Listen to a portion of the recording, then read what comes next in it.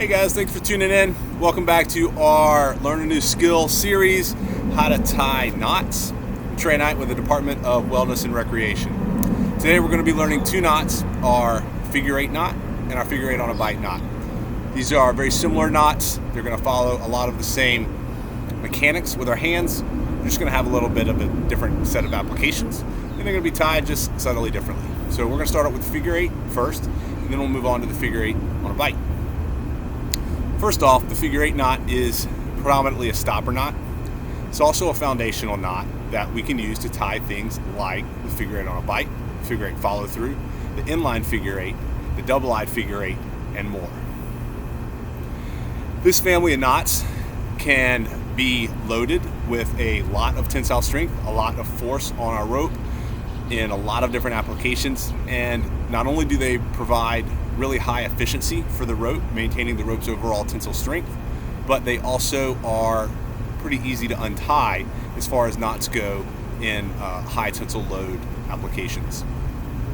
So it's really a go-to family of knots for us, and that's the reason why we're going to start out with it today, and one of the reasons why we focus on the figure eight knot, because not only is it a good knot for its applications, but it provides a good foundation for these other knots that will have a more diverse set of applications and really kind of be our go-to set of knots for a lot of different things that we might need to use. And that limits the number of things we have to learn, and we can really focus on getting good at a few things rather than being okay at a lot of things. So here we are with our figure eight knot. A quick review: we've got our running in and our standing in. Notice I'm not using the whole piece of cord that I have that I showed in the last video. This cord's a little over 6 feet long. I really, for this knot, only need about 2 to 3 feet. So I'm gonna, my dominant hand, here's my running in, just a little piece of the rope, maybe 2-ish feet down. I'm gonna pinch with my non-dominant hand. All right, now I'm gonna hold the rope up. I'm gonna create a bight. I'm just gonna grab maybe a foot, maybe 18 inches down the rope, and just let it hang here. Now, I wanna do 1.5 twists around the rope with my running hand, running into the rope in my dominant hand. I'm gonna hold the running in the whole time and just kind of weave my hand around the rope. It's gonna create an alien or a snowman type visual, and then it's gonna form a loop at the top, and I wanna aim to put the rope through that. So I'm gonna start, I'm gonna wrap towards me, away from me, towards me, and then there's my little alien, and I'm gonna put the running in through that loop, coming away from my face, the opposite direction in which I started towards me, away from me, towards me, finishing away, through the loop, switch hands, dominant hand and non-dominant hand. There's the shape I'm looking for, a nice 8 shape. I'm gonna slowly dress it by putting some force on it. That's the shape I want. Now that it is dressed, I'm going to set it by putting more force on it, and that is our figure eight knot. Figure eight knot is a great stopper knot. So if I need to put this rope through a V shape, it could grab. I could put it through a cleat. I could put it through an eye bolt or some type of loop, feed the rope through that, tie the stopper knot, pull on it. It's going to misshape in the knot a little bit.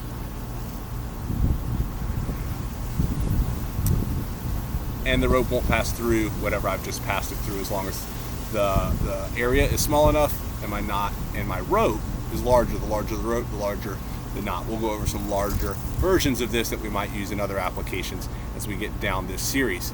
Now, it's a little bit harder to untie at this point, so I'm just going to kind of flex it back and forth, and that's going to loosen it up. And then once I get it a little loose, I can, and then we untie.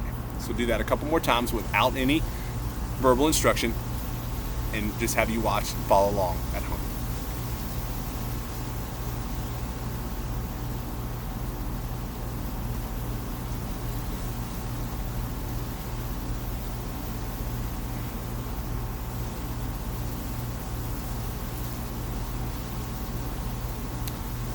So I can start in either direction.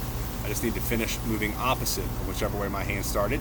Pick a direction and stay that way. You don't need to learn multiple ways. You don't need to go this way and that way. Just pick one and stay with it. So I always start coming towards me, away from me, towards me, away from me. If we wanted to do it different, we could go away from me, towards me, away from me, towards me. A little bit more awkward with my hand movement that time for me. Might not be for you. Try it out, try both ways, see which one you like, and then stick with it. We want to practice the same thing over and over again, but we want to make sure we're paying attention to what we're doing. Practice makes permanent, and we want to have perfect practice, and that way we create the right permanent mechanics with our hands tying these knots. Another way that I could tie this is I don't necessarily need to create that bight. I can just grab the rope in this L shape and then go around and through. And there's that shape. For some reason, we get this familiar pretzel shape. That's our overhand knot. It'll work as a stopper knot. It's a little smaller, but it's not going to be as strong. It's not going to maintain rope efficiency, and it's going to be a lot harder to untie. So we want to get that extra half a turn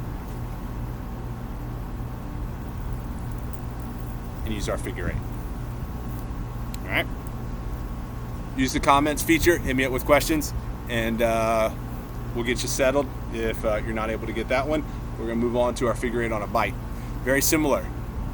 Start with my rope, running hand, running in, standing in, flip the rope over. I'm going to reach a little bit further down. Rather than like 12 to 18 inches, I'm going to reach down closer to 20, 24 inches. So my running end is down here, non-dominant hand up here.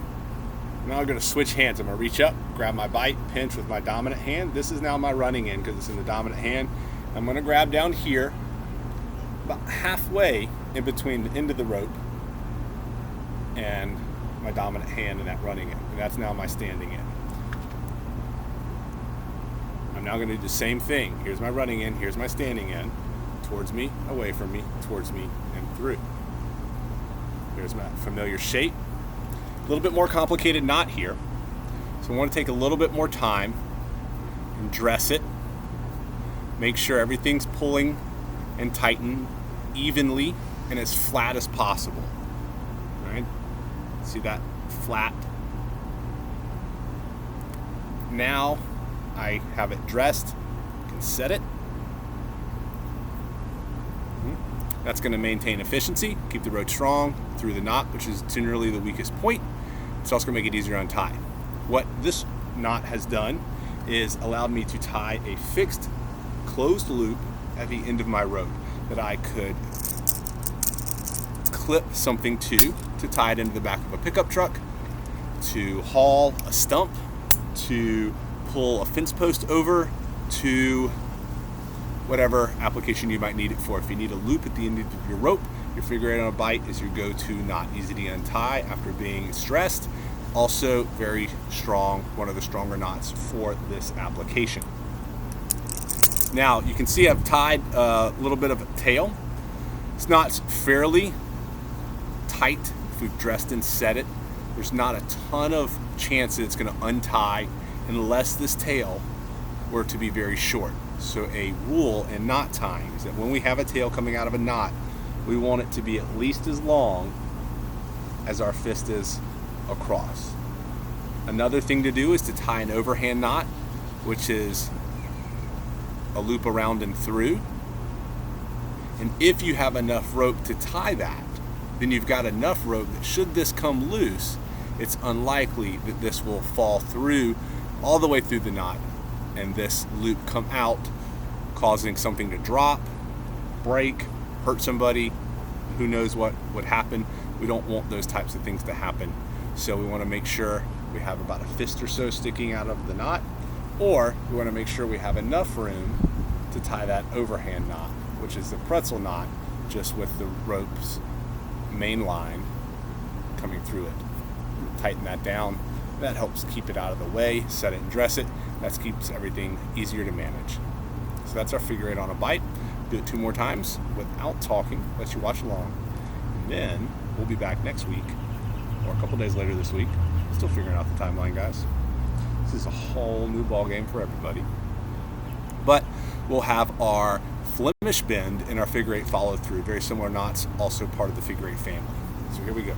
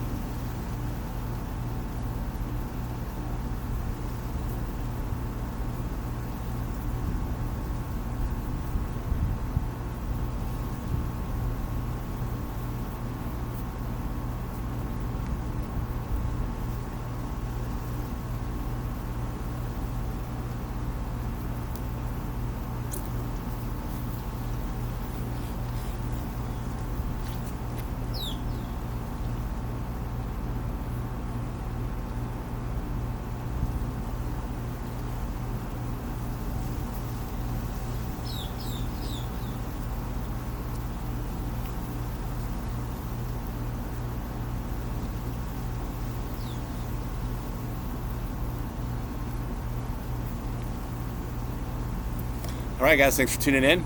If you have questions, comments, if you have different ways to tie this, if you want to share, hit us up in the comments. We'll get back in touch with you. And again, we'll be back next with the Flemish bend and the figure 8 follow through. Thanks for joining us today. You guys stay safe. We'll see you soon.